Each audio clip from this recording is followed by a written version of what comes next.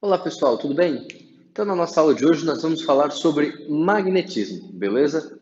Basicamente, esse nome magnetismo ele tem uma origem histórica. Dizem que lá na ilha da Magnésia, que é uma ilha na Grécia, esse fenômeno foi estudado pela primeira vez, certo? Bom, tudo foi estudado na Grécia Antiga pela primeira vez, basicamente. Mas o que se conta é que nessa ilha da Magnésia, lá nos tempos antigos da Grécia, basicamente existiam pastores, né? E eles viviam ali com suas vaquinhas, suas ovelhinhas, e do que a terra dá, né? Como era o mundo antigamente. Eles percebiam que os utensílios metálicos deles eram atraídos pelas pedras. Eles iam, por exemplo, levar lá o rebanho para pastar, e quando eles se aproximavam de uma pedra, eles percebiam que a faca, o cajado deles, que eram feitos de ferro, né? Eram atraídos, ficavam colados ali naquelas pedras. Bom, pessoal, esses fenômenos ganharam o nome, né? Ganharam esse cunho de fenômenos magnéticos, porque foram estudados, né? Percebidos lá na ilha da Magnésia. Os chineses, os mesopotâmios, outros povos também, eles perceberam esse tipo de fenômeno.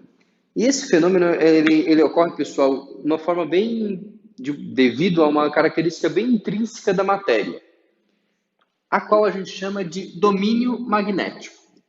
Isso está relacionado, galera, com o spin lá dos elétrons, certo? A gente sabe que o número quântico magnético, que é o spin, tem uma relação com o giro do elétron em torno do próprio eixo.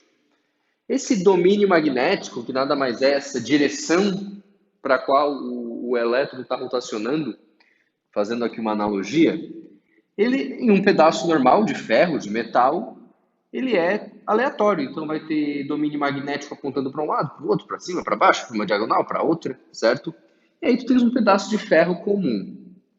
Caso tu tenha um pedaço de metal e esses domínios magnéticos eles estejam alinhados, apontando para uma direção preferencial, a gente diz que esse pedaço de ferro não é um pedaço de ferro comum, e sim um ímã. Então, o que diferencia um pedaço de ferro comum de um ímã? A orientação dos domínios magnéticos. O lado para o qual esses domínios magnéticos estão apontando, a gente chama de norte. O lado contrário, a gente chama de sul magnético. Então, a primeira coisa importante que eu quero que vocês percebam aqui é a seguinte: o polo norte e o polo sul magnéticos, eles não têm nada a ver com o polo positivo e o polo negativo lá da eletricidade, certo? Algumas questões gostam de colocar. O polo norte de um ímã é repleto de cargas positivas, enquanto o polo sul é repleto de cargas negativas. Não tem nada a ver, certo? O polo norte e o polo sul eles estão relacionados com outra propriedade da matéria, que é a rotação lá dos elétrons. Então não tem nada a ver com as cargas elétricas, beleza?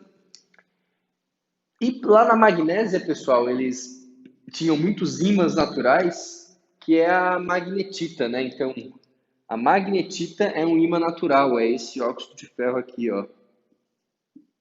Certo? Esse cara aqui, quando o ferro é encontrado na natureza dessa forma, a gente tem um ímã natural. Beleza. Na nossa aula de hoje, basicamente, nós vamos começar falando, então, sobre as propriedades desses ímãs. E a primeira é aquela mais fácil de todas, né? Atração e repulsão. O que a gente sabe é, os opostos se atraem. Isso é bem parecido. Várias coisas vão ser bem parecidas lá com a elétrica, certo? Por isso que as questões gostam de fazer aquela pegadinha que eu mencionei. Então, os opostos se atraem, o que quer dizer? Se eu pegar dois ímãs em forma de barra aqui, ó, o norte e o sul vão se atrair, certo? O norte e o sul vão se atrair. Agora, se for norte e norte ou sul e sul, eles vão se repelir, né? Os opostos se atraem, os iguais se repelem, certo?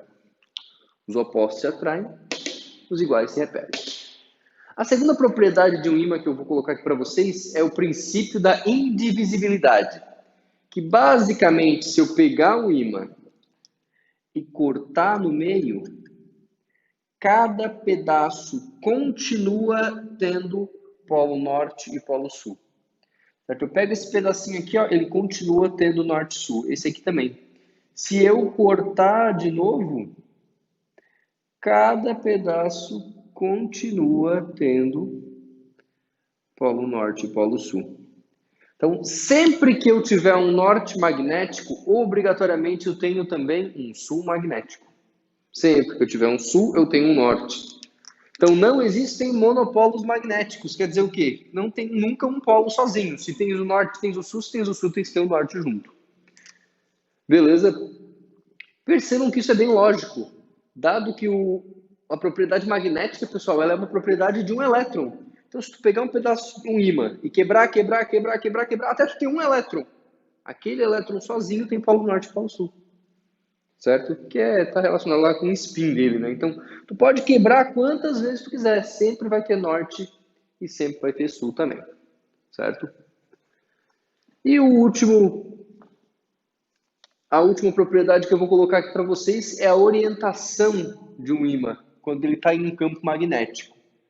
Isso aqui está relacionado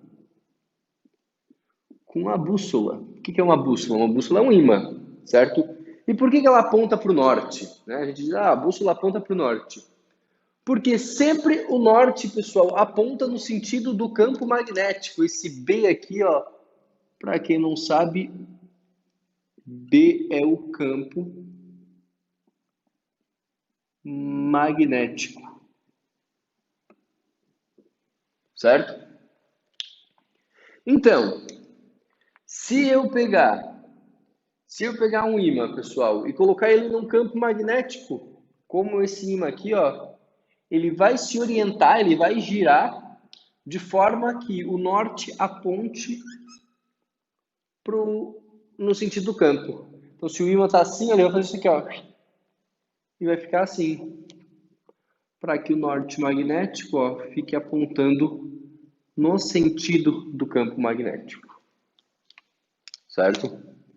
Então, por isso que a bússola aponta para o norte da Terra, porque a Terra tem um campo magnético que aponta para o norte. O norte da bússola aponta no sentido desse campo. Então, sempre uma bússola se orienta, certo? No sentido do campo magnético. Bom, e como que eu magnetizo um material? É bem simples. Se tu vai magnetizar um material, então para magnetizar um material, pessoal, basta tu submeter ele a um campo magnético. Né? Então, para magnetizar, submete a um campo magnético. Né? Quando eu coloco o Bzinho aqui, ó, é campo magnético. Ou seja, eu tenho lá um pedaço de ferro e quero fazer ele virar um ímã. Coloca ele em um campo magnético. Aí os domínios magnéticos dele vão se alinhar no sentido desse campo. Aí ele vai virar um ímã. Por isso, quando a gente quer magnetizar alguma coisa, a gente pega um material que já está magnetizado, né? Pega lá um ímã e, sei lá, um prego. Aí tu esfrega assim, né? Passa ali nele, deixa ele ali grudado. E aí ele vai virar um ímã também, certo? Lá em geografia o pessoal faz isso no ensino fundamental, né? Pega uma agulhinha, esfrega no ímã e coloca em cima de uma, sei lá, e coloca numa rolha para ver ela apontar para o norte, porque daí ela virou um ímã, ela virou uma bússola, certo? Então, para magnetizar, tu vai submeter a um campo magnético. Só que os materiais, eles não adquirem magnetização da mesma forma. Basicamente, a gente tem três tipos. Nós chamamos de material ferromagnético, aquele material que ele vira um ímã permanentemente. Como assim? Eu pego aquele pedaço de ferro, por exemplo, né? O ferro é um material ferromagnético, logicamente. Eu pego aquele pedaço de ferro, coloco em um campo magnético, aí ele vai virar um ímã, né? Ele vai ficar magnetizado. E quando eu tiro ele do campo magnético, ele continuou sendo um ímã. Ele retém, ele segura a magnetização. Ele é um ímã permanente, certo? Ele virou um ímã para sempre. Tu pode pegar ele e usar para atrair um metal lá, certo? Percebam que sempre um ímã vai atrair um metal porque ele induz o polo oposto no metal, né? Os opostos se atraem. Certo? Agora, o material ele é chamado de paramagnético. Quando ele vira um ímã temporariamente. Como assim? Ele é atraído pelo ímã, só que ele não vira um ímã junto. Se eu pegar um pedaço de alumínio, pessoal, e colocar num campo magnético, ele fica magnetizado. Só que quando eu tirar ele do campo magnético, ele perde a magnetização. Então percebam que o material ferromagnético ele é atraído pelo ímã e vira um ímã também. O paramagnético ele é atraído pelo ímã, só que ele não vira um ímã. O diamagnético ele se magnetiza na direção oposta ao campo. Isso quer dizer o quê? Ele é repelido por um ímã, certo? Porque induz o polo oposto nele. Então o diamagnético é aquela exceção. Tipo a prata, né? A prata ela não é atraída por um ímã, ela não, logicamente, ela não vira um ímã, ela é repelida por um ímã, muito louco, certo? E agora, como é que eu faço se eu quiser desmagnetizar um material? Bom, para desmagnetizar o material, pessoal, tem duas formas, certo? São elas o choque mecânico. O que é o choque mecânico? A porrada, a bicuda, a cacetada mesmo.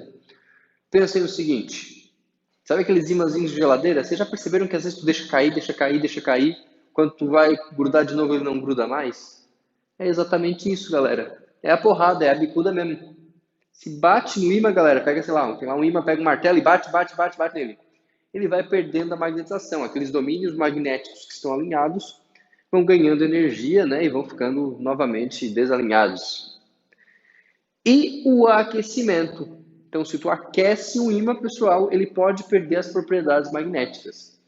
A gente tem uma temperatura, certo? Uma temperatura chamada temperatura de Curie, né? Em homenagem à famosa física e química polonesa, ganhadora de 2 prêmios Nobel, né? Um de física e um de química.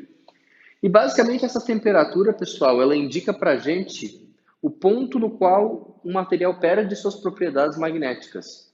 Eu não sei de cabeça, mas vamos imaginar que para o ferro seja 900 graus Celsius. Isso quer dizer que acima de 900 graus Celsius, tu não consegue alinhar os domínios magnéticos do ferro, ou seja, não tem como tu ter um ímã de ferro, perdão, certo?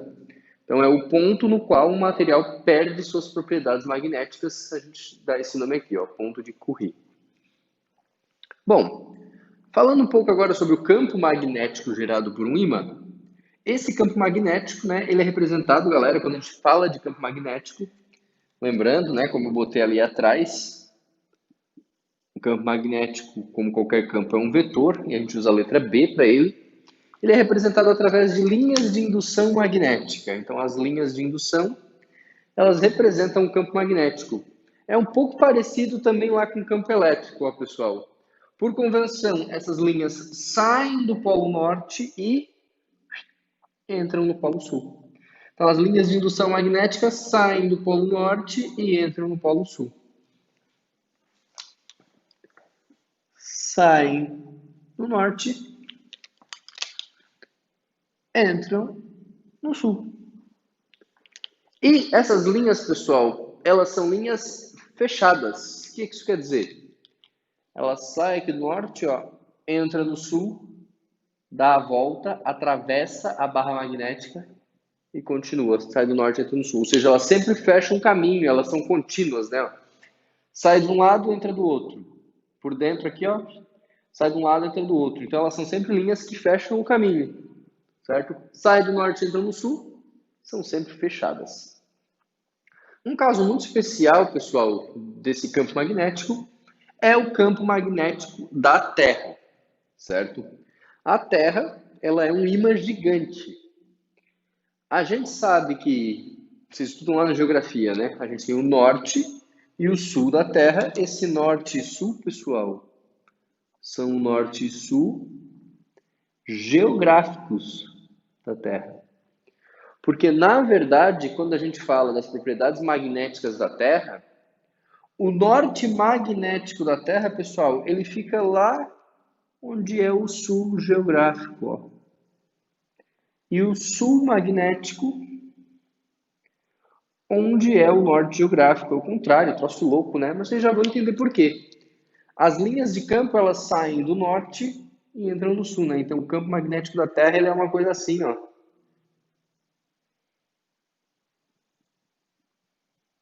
Ó, sai do norte e entra no sul, né?